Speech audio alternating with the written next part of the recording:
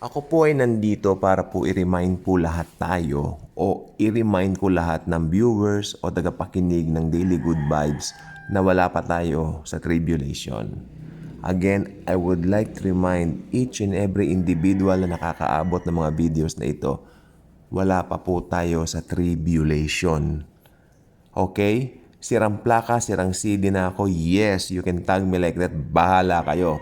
Pero tandaan po ninyo, may mga tao ring hindi ganong nauunawaan yung katotohanan na mga bagay na sinasabi ko. That's why I really need to repeat it para matulungan yung ibang mga tao na natatakot. Marami pong natatakot ngayon. I'm not making this up. Maraming natatakot, maraming nangangamba what will happen in 2026 or for the rest of 2026 and susunod na mga taon pa o mga so on and so forth. And I would like to give each and every individual a hope na matatagpuan lang kay Kristo Jesus. Wala na pong iba.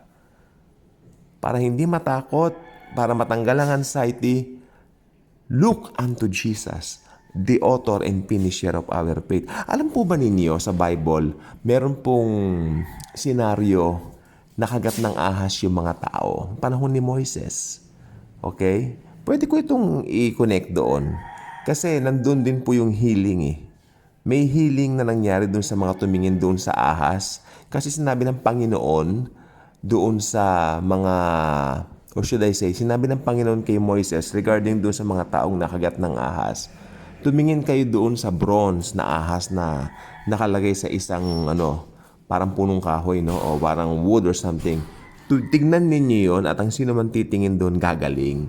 Si Jesus po ang sinisignify noon, ang nire-represent nung bronze na ahas na nakapulupot doon sa kung ano man yun na kahoy. Alam po ba ninyo, sinisimbolo ng kahoy ang cross, no? And si Jesus nakapako doon. Okay? And right now, it is finished. Natapos na ni Kristo lahat. Perpektong gawa ang ginawa niya sa krus ng Kalbaryo. We just have to look at it, no, on a daily basis.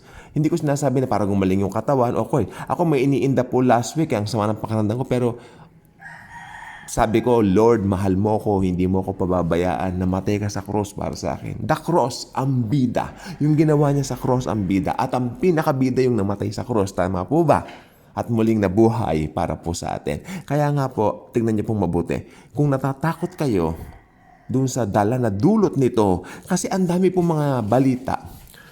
Actually, dati pag may nagbalita sa YouTube, mga ganito ganyan, parang fake news eh. Pero ngayon po, totoo. Yung Euphrates River, alam niyo po ba natuyo? No? Yung mga tipong ganyan. Tapos yung sobrang ginaw ngayon sa Amerika. May auntie from New York, talagang 3 coating ang nilalagay niya doon sa kanyang, ang tawag dito? Jacket o ano man tawag doon, ang kakapal ng araw para makabili lang ng mabibili niya sa labas. Hindi po siya biro. At ang Australia napakainit, sobra. Sobra daw po. Alam natin ang Australia malamig na country, pero anong nangyayari ngayon? Kumbaga, Euphrates, it dried up. Talagang hindi mo nga maiiwasan. Kasi dati mga ganyan, uy, fake news lang yan, uy, ganun lang yan, uy, ganun lang, no. Now, hindi na siya fake news. It's true. Nakikita na.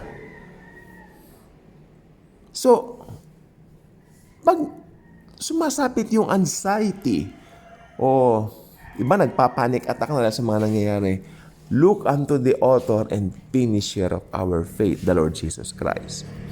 Again, as I early opened this video, sabi ko, wala pa tayo sa tribulation. Okay? Paano ba papasok ang tribulation? Alam naman nating lahat, mangyayari po yan kapag ka na-rapture na ang church. Tayo ang church, we are still here. Therefore, wala pa po tayo doon. Magkaroon tayo ng kaliwanagan po dito. Ano po? Wala pa tayo doon. Makatitiyak po tayo.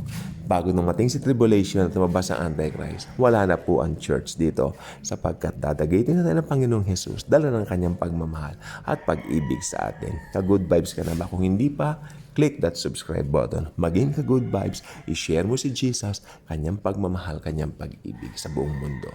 Thank you. God bless.